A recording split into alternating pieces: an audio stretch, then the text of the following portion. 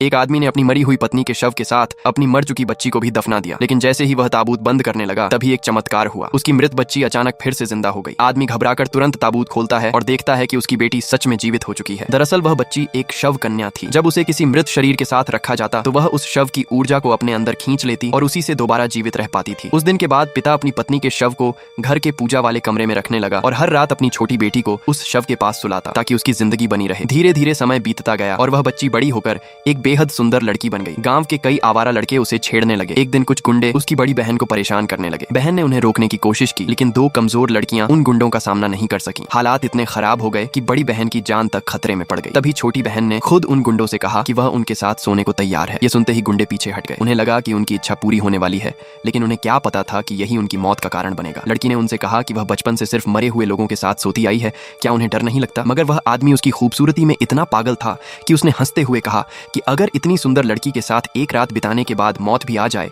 तो उसे कोई अफसोस नहीं होगा। उस रात लड़की उसे पूजा वाले कमरे में ले गई। बड़ी बहन उसे रोकना चाहती थी, लेकिन कुछ नहीं कर सकी। अगले दिन सुबह उस गुंडे की लाश गांव के बाहर मिली। किसी को समझ नहीं आया कि उसकी मौत कैसे हुई। यहाँ तक कि बड़ी बहन भी हैरान थी कि कल तक बिल्कुल ठीक आदमी रात भर छोटी बहन के साथ रहने के बाद मर कैसे गया। लेकिन उस दिन छोटी बहन की खूबसूरती पहले से भी ज्यादा बढ़ चुकी थी। उसकी त्वचा और भी गोरी और चमकदार हो गई थी। दरअसल उसने उस आदमी की जीवन शक्ति अपने अंदर खींच ली थी। इसके बाद गांव के और भी लड़के चोरी छिपे उसके पास आने लगे। लड़की भी किसी को मना नहीं करती थी। धीरे धीरे गांव में कई मर्द रहस्यमयी तरीके से मरने लगे। डॉक्टर तक उनकी मौत का कारण नहीं समझ पाए। बड़ी बहन अब समझ चुकी थी कि उसकी छोटी बहन सच में ऐसी लड़की है जो लोगों की जीवन शक्ति चूस लेती है। कुछ समय बाद बड़ी बहन का शहर के एक बड़े कॉलेज में दाखिला हो गया। वह पढ़ाई के लिए शहर चली गई। जाने से पहले छोटी बहन ने अपनी सारी जमा पूंजी उसे दे दी और कहा कि वह खूब पढ़े और परिवार का नाम रोशन करे। शहर में कुछ ही महीनों बाद बड़ी बहन को एक लड़के से प्यार हो गया। दोनों साथ रहने लगे और शादी की तैयारी तक करने लगे। एक दिन छोटी बहन उनसे मिलने शहर आई। घर में सिर्फ 2 कमरे थे। बड़ी बहन चाहती थी कि उसकी बहन उसके साथ सोए, लेकिन छोटी बहन ने मना कर दिया। उसने कहा कि वह बचपन से मरे हुए लोगों के साथ सोती आई है, इसलिए अगर वह बहन के साथ सोई